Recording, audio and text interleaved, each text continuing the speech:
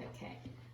Dear Dr. Karen, Happy New Year. I'm Ming. I'm glad to stand here to show my topic, textbook evaluation from the perspective of culture, and take the textbook for primary school for year 5 as an example. Today, I will divide my talk into 3 parts. In the first part, I will talk about the background, including some general description and institution context. Next, I will go on to discuss the cultural representations in textbooks and analysis. Finally, let me remind you some of the issues I have discussed and get a conclusion. Before that, I want to ask you a question. How many primary school students in China are learning English? Yeah, you can guess. Yeah, there are at least 60 million students. Although there are an increasing number of students studying in English as foreign language in China, few studies about the text evaluation.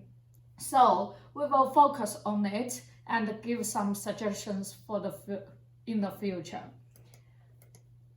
And first of all, I will introduce the 3 comments of the curriculum pie that about the teacher will evaluate it.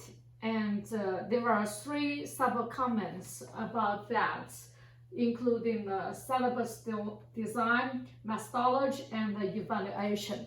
All these sub-comments are in harmony with each other.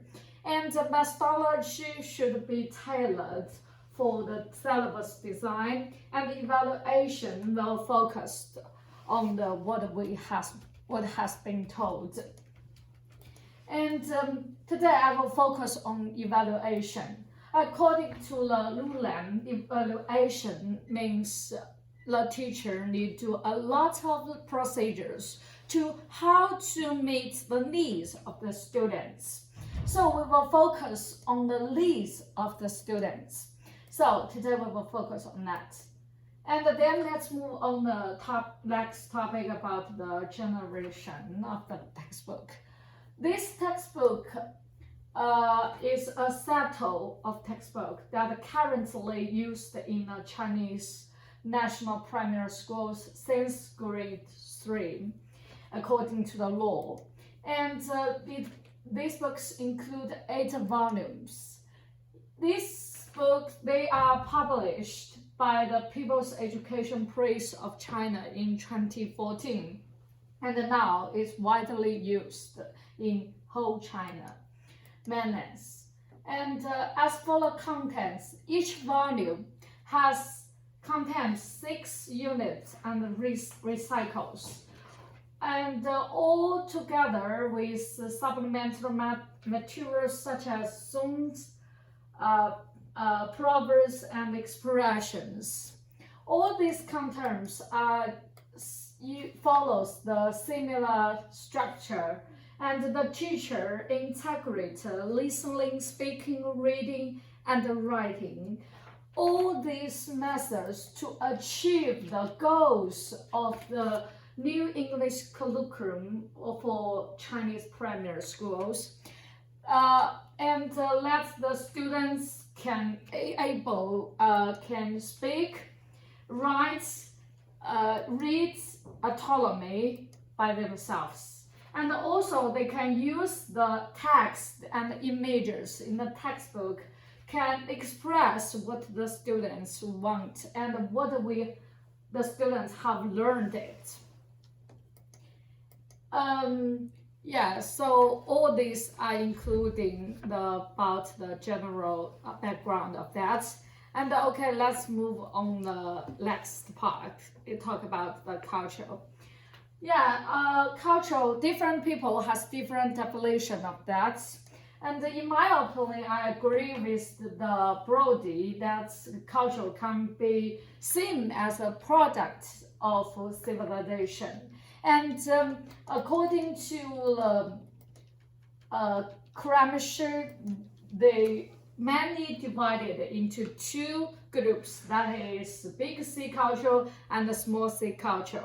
Big C culture is officially taught in country. However, the small c culture always related to the native speakers' daily life, including food, eating, believers, customs, festivals, and so on. So today I will focus on the small c culture and how the small c culture is represented in the textbook. And today I will focus on the three types of that: Anglophone culture, traditional Chinese culture, and the exchange between the Anglophone and the Chinese culture. Okay, and take an example from the textbook extract from that. It is talk about the Easter party. This is an invitation shown in the textbook. And through the learning of invitations, students may know the details about that and how to celebrate the Easter holiday. Even they don't know the culture and the meaning and the history of it, but they know how to do it during the Easter holiday. And also can be attracted by the picture and also develop a connection between the English-speaking country. Besides the festivals, we can always see the food obviously seen in the textbook, because food is the basic list of our daily life, and also a source of language learning. We can see salad, sandwich, hamburger. All these foods are obviously seen in English-speaking country, especially in the countries. The food represents the culture. So besides the Anglophone culture, we can also see some traditional Chinese culture are also seen in the textbook. And for example, we can from this calendar and see when is the Mid-Autumn Day and talk about the details of the Chinese traditional culture. And as we mentioned before, culture is the product of the civilization, and it is also the bridge of that can promote the Chinese traditional festival and the Chinese culture to international, and also can support the students' language development based on their own culture.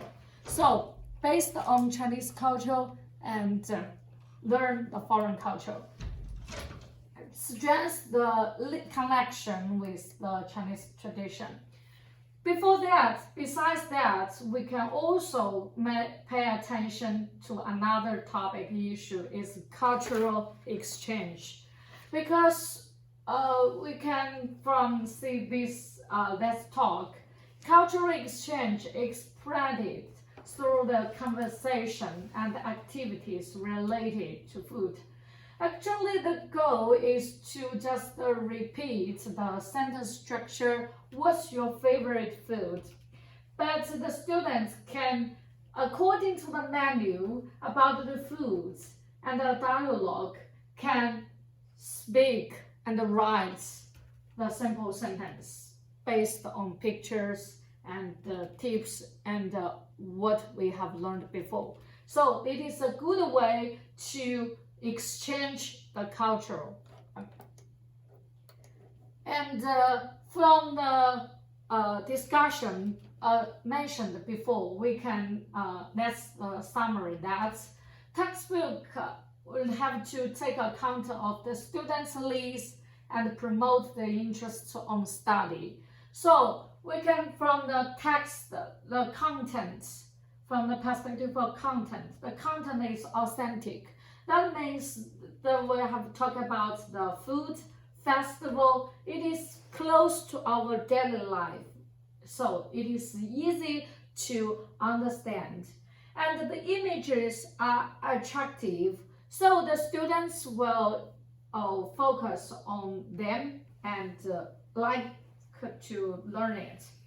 And another topic is about the organization of the materials from the whole structure and contents. It is all these due to be consistent with the objectives of the given English language curriculum, as we mentioned before.